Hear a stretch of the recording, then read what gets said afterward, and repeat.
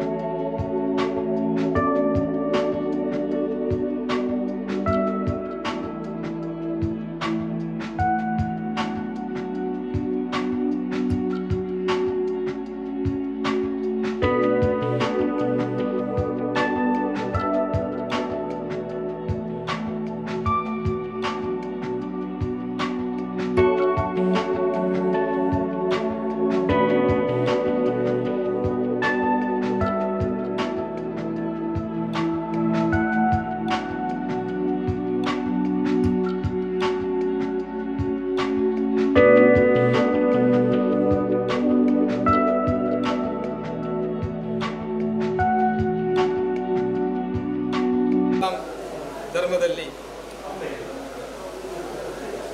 ಕಡ್ಡಾಯವಾದ ಕರ್ಮವಾದ ಹಜ್ ಕರ್ಮದ ಅಂಗವಾಗಿ ಇವತ್ತು ಭಾರತ ದೇಶದಾದ್ಯಂತ ಹಾಗೂ ಜಗತ್ತಿನಾದ್ಯಂತ ಈದ್ ಹಬ್ಬವನ್ನು ಸಂಭ್ರಮ ಸಡಗರದಿಂದ ಎಲ್ಲ ಮುಸಲ್ಮಾನ್ ಸಮುದಾಯದವರು, ಅದೇ ರೀತಿ ಎಲ್ಲ ಇನ್ನಿತರ ಸಮುದಾಯದವರಿಗೂ ಬಕ್ರೀದ್ ಹಬ್ಬದ ಶುಭಾಶಯಗಳು ಕೋರುತ್ತೇನೆ. 5,000 ವರ್ಷಗಳ ಹಿಂದೆ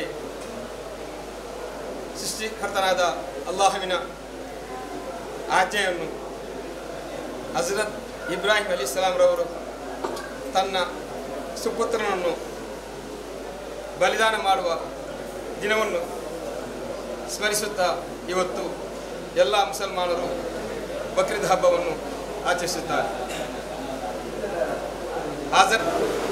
ಈದ್ ಹಬ್ಬದ ಶುಭಾಶಯ ನಾನು ಸರ್ವರಿಗೂ ಕೂಡ ಸಲ್ಲಿಸಿಕೊಂಡು, ಪ್ರತಿಯೊಂದು ಹಬ್ಬದ ಸಂದೇಶವೂ ಕೂಡ ತ್ಯಾಗ, ಪ್ರೀತಿ, ಸೋದರತೆ, ಸಾಮರಸ್ಯ ಸಮಾಜ.